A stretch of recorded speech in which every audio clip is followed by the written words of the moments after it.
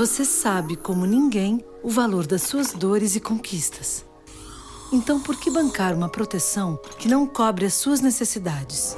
Eu não banco. Vem para XP e use a nossa inteligência para encontrar os seguros e planos de previdência certos para proteger você e o seu futuro, seja qual for a sua escolha de vida. Vem proteger o que é único. Vem para XP. Abra sua conta. Oi, pessoal, eu sou Jamile Niero e começa agora mais um episódio do Tá Seguro, o podcast do InfoMoney que te ajuda a entender o mundo dos seguros. No programa de hoje, nós vamos falar sobre seguros para os carros mais roubados. Vamos te explicar qual é o impacto de roubos e furtos no preço que o consumidor paga para comprar o seguro. Vamos te mostrar também quais outros fatores impactam nesse custo. O perfil do motorista, a cor do carro e o horário de circulação realmente influenciam? Como economizar no seguro sem ficar desprotegido? Fica aqui comigo que depois da vinheta tem o papo completo. Bom, para conversar comigo sobre esse assunto, temos um convidado aqui no nosso programa que eu vou apresentar para vocês antes da gente começar a conversa, né? Eu tô aqui com o Michel Tanan, que é gerente comercial da Minuto Seguros. Então, seja bem-vindo ao programa, Michel. Obrigado, Jamile. Um prazer estar aqui no programa. Espero poder contribuir, esclarecer algumas dúvidas referente ao seguro. Com certeza. Vamos lá. Para começar, vocês até fizeram um ranking, né, com base nos dados da CNSEG, que é a Confederação Nacional das Seguradoras, que representa as seguradoras, e da Secretaria de Segurança Pública, né? Tem os dados de São Paulo, tem os dados do Rio, e eu vou trazer aqui o de São Paulo para a gente começar essa conversa, né? Tem um ranking aqui dos carros, dos modelos, né, que tiveram mais ocorrências no primeiro semestre do ano aqui em São Paulo, né? Só para ilustrar essa conversa. Então, aqui a gente tem um modelo que teve mais ocorrências, né? Foi um Chevrolet Corsa Wind. Depois eu vou pedir pra gente colocar aqui na tela, para quem estiver acompanhando a gente no YouTube ver, né? Quem estiver nas plataformas de podcast vai conseguir só ouvir, mas dá também para seguir, para acompanhar. Então, o primeiro modelo com mais ocorrências foi o Chevrolet Corsa Wind, que é até um carro que já saiu de linha, né? A gente vai falar um pouco disso mais pra frente. Tem, em segundo lugar, o Fiat Mobi Like. O Hyundai HB20 1.0 vem na terceira posição desse ranking, né? O Fiat Argo Drive 1.0 é o quarto veículo com mais ocorrências de roubo e furto. Depois vem o Chevrolet Onix, Volkswagen Gol, esses dois 1.0, tá? Um Ford KSE também 1.0, outro carro que já saiu de linha também, né, aqui no Brasil. Um Renault Kwid, o Fiat Uno também já saiu de linha e um Chevrolet Onix Joy. Então, Michel, acho que a gente pode começar por aí, né? Qual seria a diferença, né? Como que impacta no preço do seguro, né? Quem teve o sinistro, ou seja, quem teve o roubo e o furto e quem não teve, né? Isso impacta para todo mundo, por exemplo, se aumenta o número de roubos e furtos ou só para quem teve o carro roubado e furtado, né? Como que fica esse preço considerando esse cenário? Essa é uma pergunta interessante, né? Porque lá na corretora mesmo, geralmente essa pergunta surge muito no momento da renovação. Os clientes em momentos de renovação, eles questionam, né? Ah, mas eu tenho um seguro que passou um ano, não utilizei, e agora o seguro está ficando mais caro. Nem sempre fica, né? Mas acontece de ficar mais caro. Eu passei por isso ano passado, tá? Eu Aconteceu tenho um Ford Ka, que também já saiu de linha. Esse ano não. Mas acontece assim, muitas vezes a seguradora, o que ela tem? Ela tem uma base de veículos, né? De perfis dentro que ela sempre está monitorando e atualizando todo mês a sinistralidade.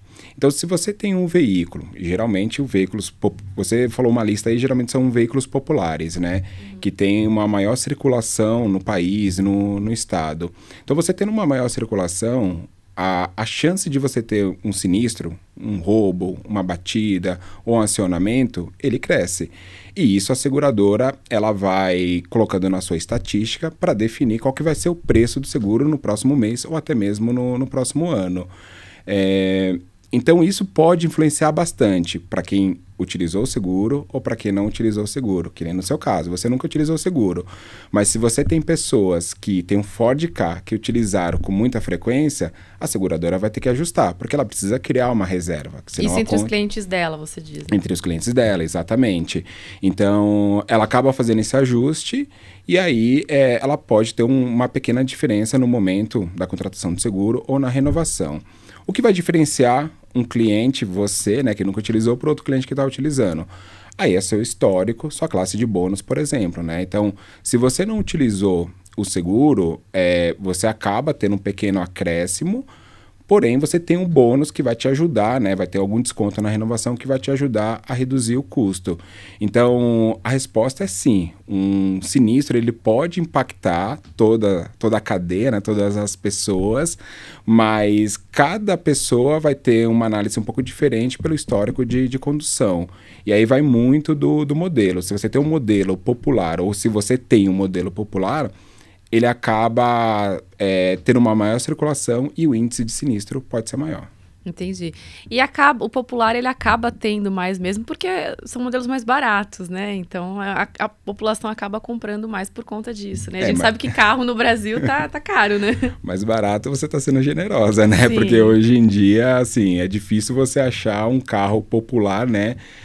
Abaixo de 50 mil reais, né? Então tem essa questão também que hoje, assim, você acha que não tem mais um modelo popular circulando, né? Geralmente a FIP dos veículos, hoje, se eu não me engano, o Kwid é o veículo de entrada 1.0, né? Que é o mais em conta, que ele tá na faixa de 80 mil reais.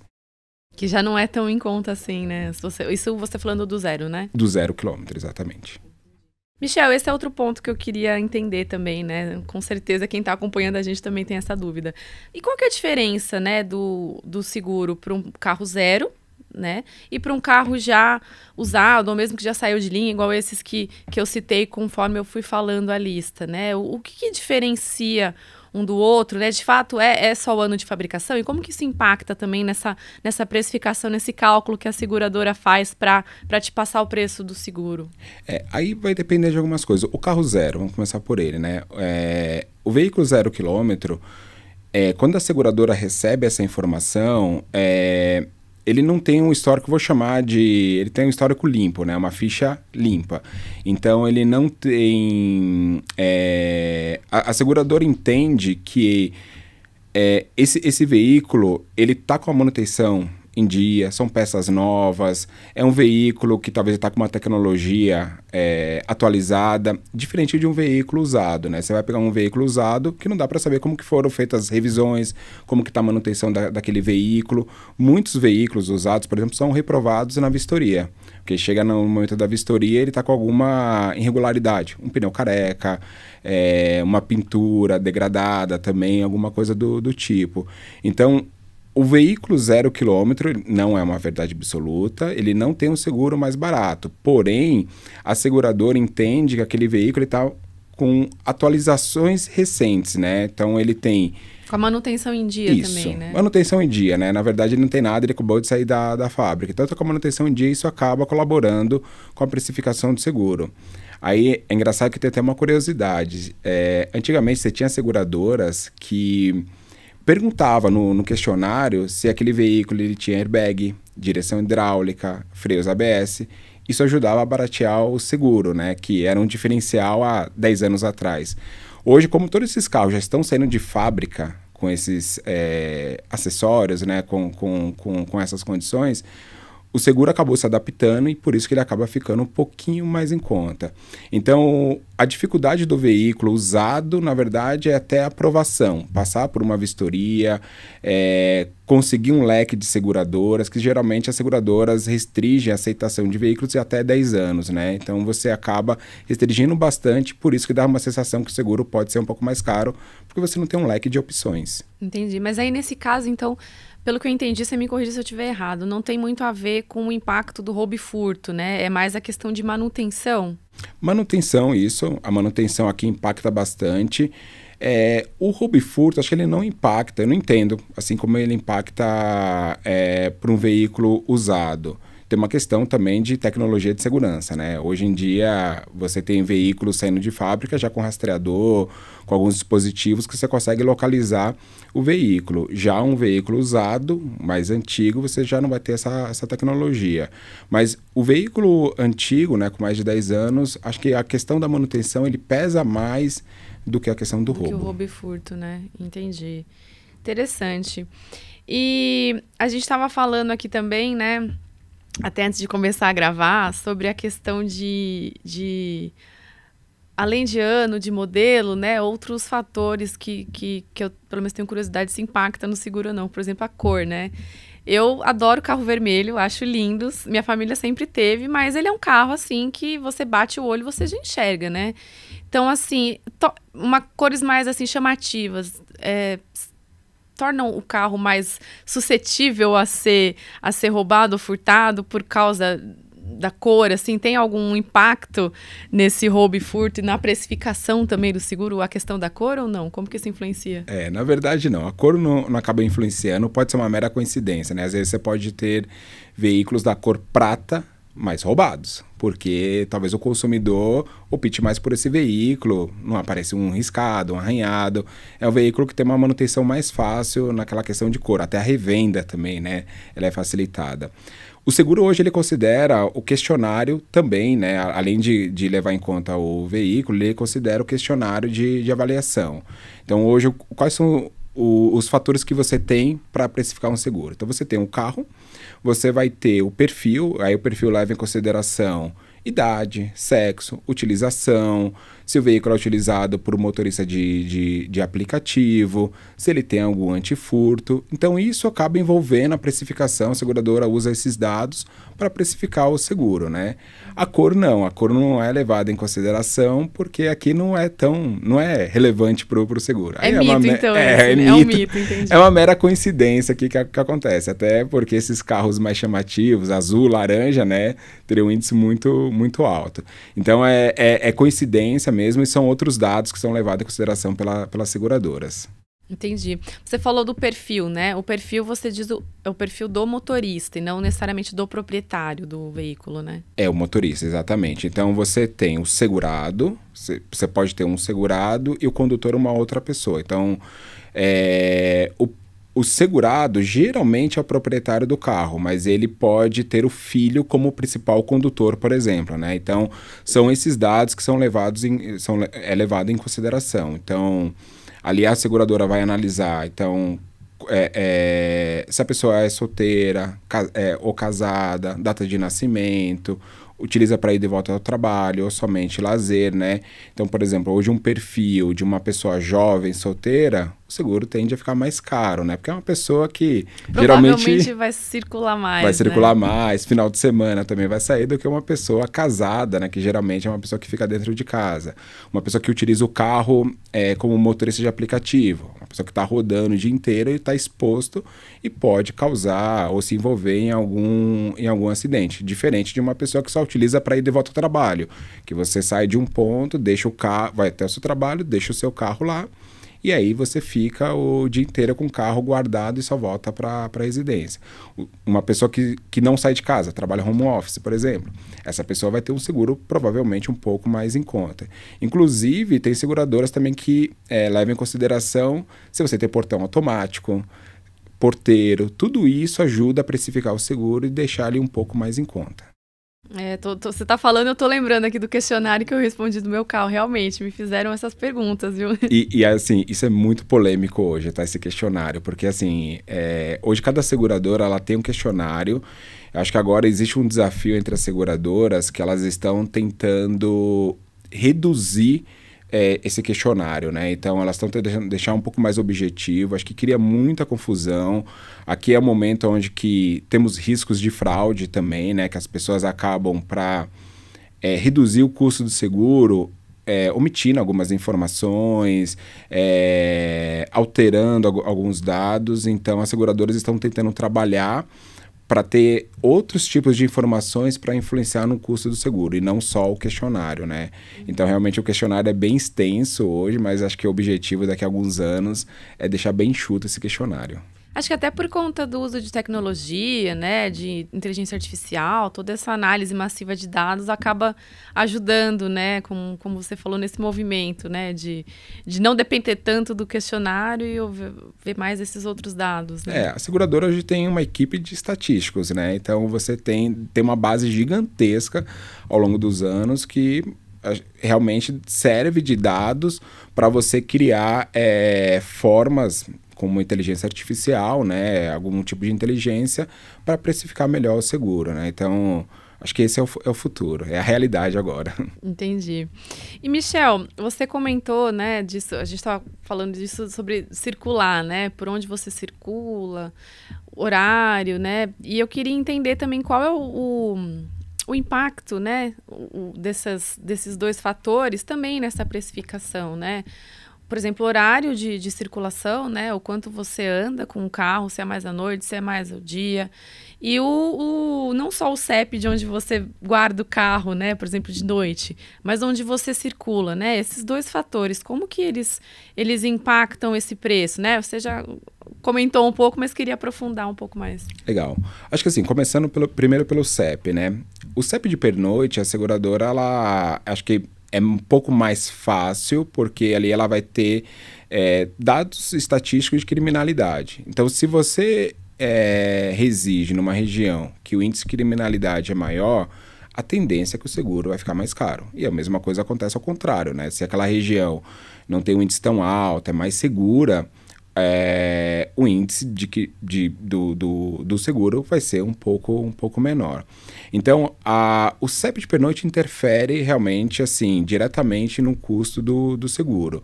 E aí a companhia ela vai pegando, né, esses dados estatísticos para entender como que está acontecendo esse movimento, principalmente criminalidade, né, naquela região. Já a circulação, então, assim, no questionário existem perguntas que assim, se você é um motorista por aplicativo, se você utiliza o veículo para prestação de serviço, então a companhia entende que isso é um risco que a pessoa fica mais exposta. Ficando mais exposta, ela acaba agravando um pouco mais o custo, porque ela entende que a qualquer momento você pode se envolver em algum incidente ou o seu veículo ser furtado na rua, e deixa o seguro um pouco mais agravado. Então a companhia, através dessas perguntas, que ela vai direcionando esse custo do seguro. Então, não tem muito a ver com o horário, certo? É engraçado que você falou isso, eu lembrei que há alguns anos atrás, nesse perfil jovem, algumas seguradoras perguntavam, né, se a pessoa utilizava o veículo para final de semana, qual era o período, se era de dia ou à noite também. Essas perguntas já existiram no passado, hoje já não existe mais. Acho que hoje a seguradora ela faz uma pergunta um pouco mais genérica, falando se você utiliza como prestação de serviço ou como motorista, e acaba precificando o seguro em cima dessa informação. E aí você falou, eu lembrei que eu tive uma reunião semana passada de uma seguradora que estava sinalizando aqui para a corretora que existia uma região aqui no país que o índice de sinistralidade estava muito alto. Então, por aquele motivo, ela ia agravar um pouco o risco naquela região toda, e o seguro provavelmente ia ficar um pouco mais caro para aqueles consumidores. Isso já era um alerta, porque na renovação provavelmente isso será impactado, né? Então a seguradora ela vai monitorando dentro da carteira dela para ver o que ela está tendo de episódios no CEP ou com que tipo de perfil para precificar o seguro.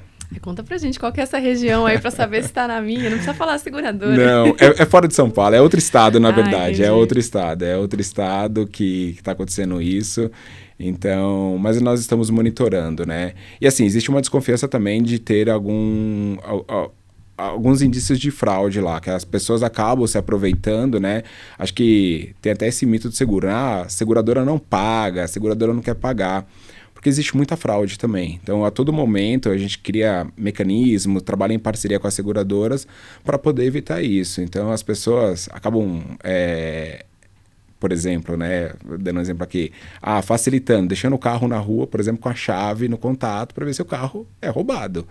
Então, a todo momento existe algum tipo, né, de movimento que causa uma fraude, e isso também a seguradora coloca na conta e às vezes o seguro pode ficar mais caro ou até mesmo não ter aceitação. Entendi. Esse era outro ponto que eu queria entender com você também, né? O que as pessoas hoje em dia, né, principalmente relacionado a roubo e furto, elas acabam fazendo, muitas vezes sem nem ter conhecimento direito de que aquilo é uma fraude, né? Porque, como você disse, são coisas que vêm sendo feitas há muito tempo. Então, né, uma pessoa passa para outra, às vezes nem tem essa noção de que é uma fraude, né? Às vezes é intencional, claro, né? Mas o que você tem visto acontecer, né? Esses detalhezinhos que as pessoas não devem fazer e elas acabam fazendo. Você pode trazer mais exemplos pra gente? Então, acho que o primeiro é omitir informações. Acho que esse é o primeiro. Então, às vezes a pessoa fala assim, tem um filho de 18 anos que eu coloco ele fazendo uma simulação, o seguro fica caro. Não, tira meu filho porque ele não vai dirigir. Mas ele dirige. E só aí, que no fim ele pega o carro para ir para aula, né, da faculdade à noite todo dia. No final ele pega, aí a pessoa fala assim, mas é de vez em quando ele pega. Não é de vez em quando. Você precisa colocar, né, essa pessoa no seguro. Então, por isso que é importante também você ter um corretor para identificar a necessidade do cliente e explicar para o cliente, ou até mesmo, às vezes, se negar a fechar um seguro se ele estiver omitindo alguma informação. Então, acho que o exemplo mais recorrente é isso. Você tem um condutor jovem, você tirar. Ou então você omitir que deixa o carro em estacionamento no trabalho e, na verdade, o carro fica na rua. A seguradora ela tem uma sindicância. Ela vai fazer uma sindicância, na verdade, para verificar o que ocorreu naquele sinistro. Ela simplesmente não pega e paga o seguro. Ela vai investigar. E aí ela pode identificar uma ação, uma informação incorreta e ali negar o sinistro. O seguro é um contrato de boa-fé, onde eu estou acreditando no que você está falando, entendeu? Mas a seguradora também, ela precisa garantir que as informações são verídicas, então ela busca mais dados, mais informações para fazer o pagamento de um seguro. Michel, você trouxe alguns exemplos de como as seguradoras vêm evoluindo, né? No trato mesmo com as informações relacionadas ao roubo e furto para precificar, né? Por exemplo, você falou a questão do horário, que antes era algo que era mais comum de se encontrar nos questionários, né? Que as seguradoras passam para o futuro segurado, né? Ou para o segurado que vai fazer uma renovação. E hoje em dia não tem muito mais isso. O que mais você tem visto as seguradoras, em parceria também com as corretoras, fazerem, o que elas têm feito para lidar com essa situação, né? Esse roubo e furto, e o que tem sido feito para prevenir, para lidar esse tipo de situação enfim, em benefício do segurado, né? Que é a pessoa que acaba estando ali contratando seguro e quem vai usufruir, né? A seguradora, ela acaba pegando através do CPF, ela acaba verificando um score para verificar o comportamento do cliente. E através disso que ela acaba precificando o seguro também. E ela utiliza vários dados, como eu já falei aqui, estatísticos, né, para precificar da forma mais correta, da forma que ela entende que vai ser o preço mais justo para aquele consumidor. Fora que você tem outras maneiras também. Então, tem seguradoras que, na hora que o cliente contrata o seguro, ela dá um rastreador incomodado. Então, o cliente não paga nada, então ele tem um rastreador ali, se for uma região de muito, muito risco. Ela tem um banco de dados também para confrontar perfis de outras regiões, de outros veículos também, para precificar de forma mais assertiva aquele perfil daquele consumidor. Fora que também tem toda essa parte aqui de tecnologia, de IA, que ela está embarcando na precificação de seguros para definir o melhor preço para aquele consumidor. A questão sempre é assim, se você tem um índice muito alto de roubo, né? Inclusive outro dado aqui interessante, eu estava vendo pela CNSEG, que em 2023, comparado a 2022, nós tivemos um aumento de roubo e furto na casa de mais ou menos 4%, né? Nós tivemos esse aumento. E que hoje as seguradoras elas estão com uma taxa de sinistralidade na casa de 69%, que foi o dado que eu estava vendo nessa matéria. Então aqui as seguradoras elas tentam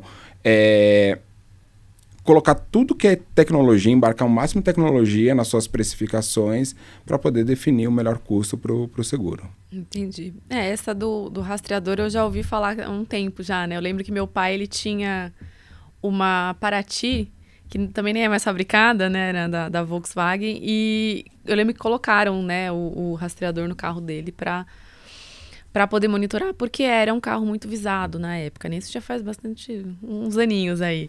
Mas hoje você tem seguradoras, assim, você tem pelo menos hoje 2 seguradoras no mercado que a contratação de seguro, ela é condicionada também ao rastreador, né?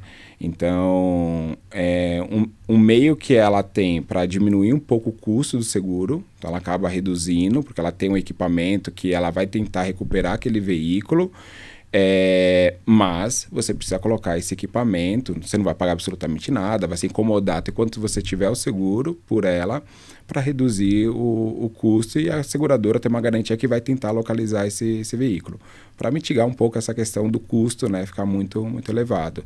Então, acho que o rastreador, alarmes também, são uma maneira que a gente tem para baratear um pouco o seguro. Entendi. E, Michel, falando um pouco assim de atendimento, né, que a gente sabe que muitas vezes, quando acontece o sinistro, né, o roubo e o furto, é o momento que a pessoa mais precisa usar a seguradora, né? E como que você tem visto esse atendimento, assim, nesses casos de roubo e furto? As seguradoras, elas são ágeis, estão sendo eficientes? Como que você vê? Os clientes estão se sentindo ali amparados, né? O que você viu na corretora? No contrato do seguro, existe uma cláusula que, assim, as seguradoras têm um período que elas precisam analisar para efetuar a indenização. Essa indenização, ela só pode ser um pouco mais elevada quando entra numa sindicância. Primeiro, né? Acho que quando você contrata com um corretor que é idôneo, um corretor que apoia o cliente, ele vai te apoiar nesse momento. Então, ele vai falar com a seguradora também para poder te apoiar. Lá na corretora nós temos uma área especializada que dá todo esse apoio para o cliente, né? Então, nós vamos fazer esse contato até mesmo para traduzir, que aqui ainda tem muito termo, né, técnico que o cliente não vai entender. Então, temos essa pessoa para poder apoiar o cliente e levar as informações para a seguradora. Mas em algumas situações, por exemplo, uma assistência 24 horas, a gente incentiva que o cliente ele vá direto na seguradora para explicar o que está acontecendo, dar um ponto de referência para a seguradora para poder agilizar o atendimento. Mas, de forma geral, assim, o atendimento é rápido, a indenização acontece geralmente no prazo entre 15 e 30 dias. Eu já vi indenizações acontecendo em uma semana, dependendo do cenário. E a seguradora hoje, ela tem todo um suporte, ela vem trabalhando também nessa parte de tecnologia, por exemplo, com informações via WhatsApp, com portais mais facilitados também, que o cliente pode ir acompanhando, pode colocar lá as informações, sem tanta burocracia para agilizar esse processo de indenização. Então eu vejo que isso evoluiu bastante. Acho que no passado era muito moroso, mas hoje, como eu falei, em uma semana às vezes você pode ter a sua indenização paga, o dinheiro na sua conta. Entendi. Pra gente fechar aqui, queria que você me falasse qual o caso, né, que você já viu, assim, o sinistro, né, essa palavra feia, o caso de roubo e furto, né, de algum cliente seu que te marcou, assim, se você puder compartilhar com a gente o que aconteceu para... Mas só pode ser roubo e furto, não pode ser um sinistro? Pode ser. Sinistro. É que assim, teve um caso que, acho que a gente estava até conversando um pouco mais cedo, né, que houve uma colisão, né? Então, teve um caso lá na corretora que um cliente acabou contratando um seguro por coincidência, um veículo que tinha uma idade um pouquinho mais avançada, e ali entendeu que talvez era viável você contratar um seguro com coberturas um pouco menor. E aí ele acabou batendo em 3 veículos, né? Um veículo acima de R$100 mil, outro veículo que era utilizado para Uber, né? E o prejuízo ficou gigantesco. Então, é aquela coisa, às vezes no momento da contratação você quer reduzir coberturas para o seguro ficar mais barato. E aí que você tem que tomar muito cuidado, né? Então, acho que existe algumas coisas que você pode realmente economizar. Então, por exemplo, se você é uma pessoa que não viaja, não circula com veículo para locais muito, muito longe, né? Não tem uma circulação, não tem uma quilometragem tão grande, você pode economizar aqui talvez na assistência 24 horas. Você pode contratar um guincho com uma quilometragem um pouco menor. Ah, você tem um outro veículo na sua residência, será que precisa de um carro reserva? Aqui talvez você possa também excluir essa cobertura. Agora, para mim, tem algumas coberturas que são fundamentais, que você precisa tomar muita atenção, né? Que cobertura de terceiros. Aqui, como eu falei, hoje a frota é uma frota nova, né? Que você tem circulando. Então, uma cobertura sempre eu recomendo acima de R$100.000. A cobertura do seu carro, se é uma cobertura de colisão, incêndio, roubo, danos à natureza. Você está vendo, sexta-feira mesmo aconteceu uma chuva gigantesca, então... O pessoal está sem luz até hoje, né? Exatamente. Hoje, quando a gente está gravando. Exatamente, está sem luz. Então, essas eventualidades podem acontecer. Então, você não espera, assim, você não quer que aconteça, mas se acontecer, você vai estar bem amparado. Então, provavelmente esse case aqui que aconteceu, que aí envolve também a precificação do seguro, deixando ele um pouco mais caro, mas aí você tem que tomar cuidado, que às vezes o barato sai caro. Porque dá para contratar, dependendo da seguradora, a cobertura só de roubo e furto, né? Dá para contratar só roubo e furto, inclusive hoje você tem N configurações, né? Você pode contratar roubo e furto com terceiros, roubo e furto com assistência 24 horas, e aí realmente você precisa ver, assim, primeiro, o que cabe no bolso, né? Entendendo a sua realidade, e também a sua necessidade para o dia a dia, né? Então, eu tenho um familiar que ele tem um carrinho, é o primeiro carro dele, um menino novo, jovem, né? Que ele acabou de adquirir esse primeiro carro, ele contratou uma cobertura realmente de roubo e furto. Paga um pouco mais barato, mas no ano que vem vamos tentar colocar um seguro, né, mais robusto para ele. Então, entendendo a sua realidade mesmo, como que você vai circular com o carro, qual é a região, se é uma região de muito risco, e aí você vai poder adequar, mas sempre com esse cuidado, né? Que se o corretor entender a sua necessidade e te explicar tudo direitinho, eu acho que você contrata a melhor cobertura possível. Você estava falando desses danos a terceiros, né? Eu tô só lembrando aqui no que o meu corretor já me recomendou aumentar um pouco e na renovação vou ter que rever, rever isso. Todo ano eu recomendo que a pessoa pelo menos aumente R$10.000. Vai aumentando R$10.000 porque você sai daqui, ainda mais estamos numa região muito nobre aqui de São Paulo, né? Que aqui tem muitos veículos importados, então você tem que tomar muito cuidado, né? Que hoje em dia um para-choque, um farol é muito caro desses veículos. É isso. Queria te agradecer, então, Michel, obrigada pela conversa. Passou voando aqui, mas com certeza acho que a gente deu para esclarecer várias dúvidas da audiência que está acompanhando a gente. Então, muito obrigada. Legal, obrigado. Eu agradeço muito também, estou à disposição. Qualquer dúvida, qualquer coisa, é só chamar. No programa de hoje, nós falamos sobre seguros para os carros mais roubados. Você que está assistindo a gente no YouTube, deixa nos comentários o que você achou desse tema. Tem alguma outra dúvida? Conta aqui pra gente. Aproveite e já se inscreva no canal para não perder nenhum episódio novo. O Tá Seguro também está nas principais plataformas de podcast, então segue a gente lá na sua favorita. O programa de hoje teve produção, roteiro e apresentação de Jamile Niero, direção técnica de Leonardo Tanaka e edição de Fábio Teixeira. Muito obrigada por acompanhar mais um episódio com a gente e até o próximo. Você pode aprender música clássica aos 20, ou gostar de jogar videogame aos 60, dar a volta por cima aos 30. A vida não precisa ser 880. O importante é ser quem você é. A melhor parte de um seguro de vida é nem lembrar que precisa dele. Mas, se precisar, deixa que a gente cuida de você. Icatu.